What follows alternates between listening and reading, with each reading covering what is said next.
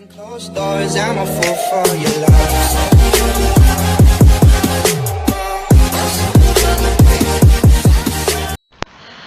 अस्सलाम वालेकुम, बिस्मिल्लाहिर्रहमानिर्रहीम। स्टूडेंट्स, उम्मीद है आप सब लोग खैरियत से होंगे। आज की इस वीडियो में आप लोगों के साथ class 12 maths chapter number 7 exercise 7.4 का जो डिस्कशन है कि इस एक्सरसाइज में कौन से फार्मूले इस्तेमाल होंगे, point two line distance formula किस तरीके से हम उसको सॉल्व यूज़ करते हुए क्वेश्चंस को सॉल्व करेंगे।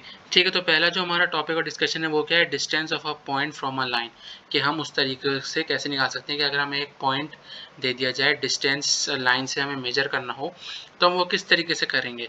ठीक है, तो उसके लिए हमारे पास क्या है, डिस्टेंस फार्मूला होता है। तो वो हम किस तरीके से करते हैं, उनका डिस्टेंस नापते हैं कि वो कितना डिस्टेंस है, और डिस्टेंस में हमारे पास क्या है, एक जो है फार्मूला दिया जाता है। जैसे अगर आप एग्जांपल समझे कि अगर हमें जो है एक बंदे का घर, जैसे आप समझे दो घरों के नाम डिस्टेंस है, तो किस तरीके से नापना है, तो किलोमीटर में नापेंगे कि मीटर में नापेंगे। ठीक है, मेजरिंग स्केल होता है। ठीक है, इस तरह मैथ्स में अगर जो हमें कोई डिस्टेंस दिया हो तो वो हम किस तरीके से करेंगे, वो आगे जाके जो मैं फॉर्मूला आपको बताऊंगा।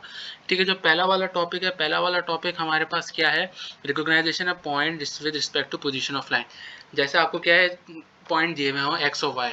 ठीक है, अब वो आपसे ये पूछ रहे हैं कि अब आप ये देख के बताइए कि ये पॉइंट जो है बिलो द लाइन है या अबव द लाइन है। वैसे तो आप उसके वो कोऑर्डिनेट्स देख के बता सकते हैं, अगर दोनों नेगेटिव है तो वो फोर्थ क्वाड्रेंट में होगा, अगर एक्स पॉजिटिव है तो वो सेकंड में होगा, अगर वाई नेगेटिव है तो वो मेरे ख्याल से फोर्थ क्वाड्रेंट में होगा, तीसरे क्वाड्रेंट में दोनों नेगेटिव होते हैं।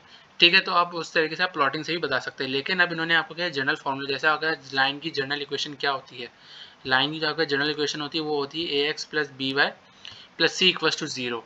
ठीक है, और इसमें क्या है, बी हमेशा जो है जीरो से बड़ा होगा। ये बात आप लोग जो है हमेशा याद रखिएगा। ठीक है, अच्छा, अब जो आपको एक दो पॉइंट दिए हुए हैं, पी एक्स और वाई वन लाइन के ऊपर लाई कर रहे हैं, उसमें क्या है, ये पूरी लाइन की इक्वेशन है जीरो से बड़ी है। और इसके अंदर आपको एक पॉइंट दिए हुए हैं जो वाई यानी जो नेगेटिव एरिया पे लाई कर रहे हैं, तो इसमें से क्या है, जो A X one plus B one plus C one C उसकी वैल्यू है जीरो से छोटी होगी। ठीक है, तो अब ये जैसे ये आपको जैसे आपको समझाने के लिए दी हुई है कि अगर ये जो है लाइन की क्वेश्चन जैसे दी हुई है, सिर्फ ये आपको थ्योरम आपको समझाना है, ऊपर आपका कोई इतना इंपॉर्टेंट चीज़ नहीं है, आगे चल के आपकी इंपॉर्टेंट चीज़ आएगी। इन्होंने ये कहा कि अगर जो है इस लाइन को अगर बी जीरो से बड़ा और अगर ये लाइन जीरो के बराबर हो तो ये मेरे पास क्या है, ये अबव द लाइन होगी। अगर क्या है, ये पूरी लाइन की इक्वेशन क्या है, जीरो से इसको सिंप्लीफाई करने का इसकी जो वैल्यू आ रही है वो क्या है, जीरो से बड़ी हो, तो वो क्या है, अबव द लाइन होगी, यानी एक्स एक्सिस के यानी ऊपर वाले यानी ग्राफ के ऊपर वाले हिस्से में होगी। और अगर जो यही लाइन जो जीरो, अगर इसकी सिंप्लीफिकेशन है, इसकी वैल्यूज जीरो से छोटी आ रही हो यानी माइनस में आ रही हो, तो वो क्या है, बिलो द लाइन होगी, यानी कि ओरिजिन से नीचे होगी। ठीक है, और इसमें हमेशा ये बात रखिएगा, बी जो है हमेशा जीरो से बड़ा होगा, जीरो नहीं होगा तो आपकी क्या इक्वेशन सॉल्व नहीं होगी। ठीक है, पॉइंट पता नहीं चलेगा वो कहाँ लाई करेगा, वो क्या है, इसमें दिया हुआ है कि in case B zero to zero the line would be parallel to Y axis. आज बी जीरो तो लाइन जो है पैरेलल करेगी वाई एक्सिस, में पता नहीं चलेगा पॉइंट अबव जा रहा है बिलो जा रहा है। ठीक है, अच्छा, अब ये जो आपके पास जैसे एग्जांपल, ये find whether each of the point -8, -3, 10, -5 and -35, 9 is above below the line 2x -3y + 4 = 0। ठीक है, तो अब इसमें सबसे पहले, अच्छा, अब इसमें मैंने आपको क्या कहा था कि y जो हमेशा जीरो से बड़ा होना चाहिए। अब इस इक्वेशन में आप देख रहे हैं y मेरे पास क्या है, एक तरीके से का जो है जीरो से यानी जो b जो है मेरे पास जीरो से छोटा है, तो अब मुझे क्या है, इसके कोफिशिएंट को पॉजिटिव बनाना होगा। तो मैं क्या कर दूंगा, सिंपली इस इक्वेशन को जो है माइनस से मल्टीप्लाई कर दूंगा, तो मेरे पास क्या ये -2y हो जाएगा, +3y -4 = 0। ठीक है, तो अब यहाँ पे जो हमने इक्वेशन पहले क्या पॉइंट थे -8, -3, इसको मैंने सिंपली इस इक्वेशन में अगर सिंप्लीफाई किया तो मेरे पास क्या है 3 वैल्यू आ गई, तो ये जीरो से बड़ा है, तो ये पॉइंट मेरे पास कहाँ लाई कर रहा है, अबव द लाइन लाई कर रहा है। ठीक है, तो इसे हम 10, -5 के लिए करेंगे, उसके लिए जो हम उसी सेम इक्वेशन में डालेंगे जिसको हमने y पॉजिटिव किया था, सिंप्लीफाई करेंगे तो आंसर क्या आ रहा है, -39 आ रहा है। ये जो है जीरो से छोटा है, तो लाइन कहाँ होगी, बिलो द ओरिजिन, यानी कि लाइन कहाँ होगी, बिलो द गिवन लाइन होगी। ठीक है, फिर जो तीसरा पॉइंट हमारे पास था -35,9, तो अब इसमें हम x की जगह -35, y की जगह 9 रखेंगे, इसको सिंप्लीफाई करेंगे तो आंसर क्या आ रहा है, 93 के जीरो से बहुत बड़ा है, तो ये क्या है, पॉइंट का होगा अबव द गिवन लाइन। ठीक है, अच्छा, अब हमारे पास नेक्स्ट क्या है, find the perpendicular distance from a given point to the given straight line. अगर हमें कोई परपेंडिकुलर डिस्टेंस निकालना to the given straight line, तो वो हम किस तरीके से निकालते हैं। ये जैसे आपका जो है, ये आपके पास फॉर्मूला है, डिस्टेंस फार्मूला, जो ये आपके पास कहलाता है। ठीक है, सिर्फ ऊपर डेरिवेशन से आपको कोई मतलब नहीं, ये जो आपके पास डिस्टेंस फार्मूला होता है कि आपको परपेंडिकुलर लाइन का कोई पॉइंट से डिस्टेंस निकालना, तो वो कैसे निकालते हैं, डी इक्वल्स टू ये मॉड का मतलब क्या होगा, नेगेटिव वैल्यू तो वो क्या पॉजिटिव कर देता है। क्या होता है, ax1 + by1 + c/√a² + b², और यहाँ पे क्या है, b जीरो भी होगा तो होगा फॉर्मूला होल्ड द सेम, यानी फॉर्मूला सेम ही होगा, सिर्फ क्या है बी का आपके साथ क्या कोफिशिएंट यहाँ से हट जाएगा, ठीक है। अच्छा, अब जैसे यहाँ पे जो आपके पास एग्जाम्पल दी हुई है, find the distance of the point -3,5 and from the line this for given equation, हमारे पास क्या है ये पॉइंट्स के x1 y1 -3,5। अच्छा, अब इसमें याद रखिएगा 4 जो है मेरे पास a का कोफिशिएंट है, -3 जो है b का कोफिशिएंट है, और कांस्टेंट जो है c होता है, ठीक है। अब यहाँ पे हम जो है इक्वेशन में वैल्यूज रखेंगे, सिंप्लीफाई करेंगे तो मेरे पास d कितना आ गया 53/5 आ गया, ठीक है। अच्छा अब हमें जो है अगर दो पैरेलल लाइंस के दरमियान डिस्टेंस निकालना है वो किस तरीके से निकालते हैं वो भी देख लेते हैं। अच्छा, आपको पता है दो पैरेलल लाइंस का स्लोप एक का होता है y = mx + c कह लीजिए, और एक का होता है y = mx + c1 कह लीजिए, दो पैरेलल लाइंस का स्लोप, ठीक है। तो इसको हम सिंप्लीफाई करके हमारे पास किस तरीके से स्लोप निकल सकते हैं, हमारे पास स्लोप इस तरीके से निकल सकते हैं d = c1 - c2/√1 + m²।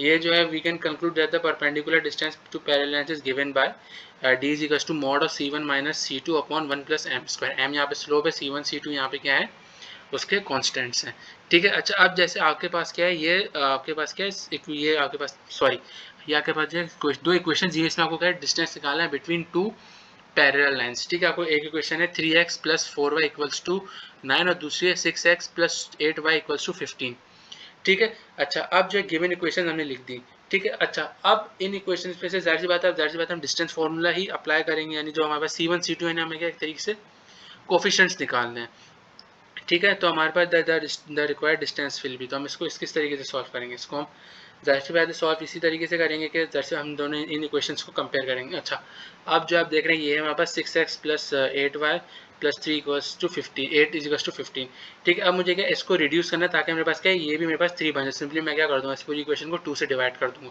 तो 2 से मैंने डिवाइड किया तो मेरे पास क्या होंगे 3x + 4y = 15/2, ठीक है। फिर हमने क्या इसको जनरल इक्वेशन से कंपेयर किया, जनरल इक्वेशन हमारे पास लाइन की क्या होती है, जनरल इक्वेशन ये होती है ना हमारे पास ax + by + c = 0, ठीक है। हमने इससे इसको कंपेयर किया, तो कंपेयर करने के बाद मेरे पास एक्स एक्स से कैंसिल होता है, ए की वैल्यू 3 आ रही है, बी की वैल्यू जो है मेरे पास 4 आ रही थी।